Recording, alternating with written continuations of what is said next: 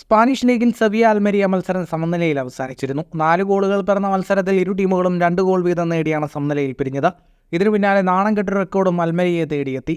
അവസാനം കളിച്ച 31 മത്സരങ്ങളിൽ ഒരു മത്സരം പോലും ജയിക്കാത്ത ടീമെന്ന മോശം റെക്കോർഡാണ് അൽമെരിയയുടെ പേരിനൊപ്പമായത്. ലാലിഗയിൽ ഈ സീസണിൽ 28 മത്സരങ്ങൾ കളിച്ച അൽമെരിയയ്ക്ക് ഒരു മത്സരം പോലും വിജയിക്കാനായില്ല. 18 തോൽവിയും 10 സമനിലയുമായി 10 പോയിന്റോടെ സ്പാനിഷ് ലീഗിൽ അവസാന സ്ഥാനത്താണ് അൽമെരിയ. 27 ഗോളുകൾ അൽമെരിയ ഈ സീസണിൽ നേടിയപ്പോൾ 57 ഗോളുകളാണ് എതിർ ടീമുകൾ അൽമെരിയയുടെ പോസ്റ്റിലേക്ക് അടിച്ചു കയറ്റിയത്. മത്സരത്തിൽ 38-ാം മിനിറ്റിൽ എംബർബയാണ് ആദ്യം ഗോൾ നേടിയത്. ഒടുവിൽ ആദ്യ പകുതി പിന്നിടുമ്പോൾ ഹോം ടീം എതിരില്ലാത്ത ഒരു ഗോളിന് മുന്നിട്ട് നിന്നു. രണ്ടാം പകുതിയിൽ 81-ാം മിനിറ്റിൽ ഡോഡി ലോക് ബാക്കിയോയും 86-ാം മിനിറ്റിൽ ലൂക്കാസ് ഒക്കംബസും സെവിയയ്ക്കായി ലീഡ് നേടി മുന്നിലെത്തിച്ചു.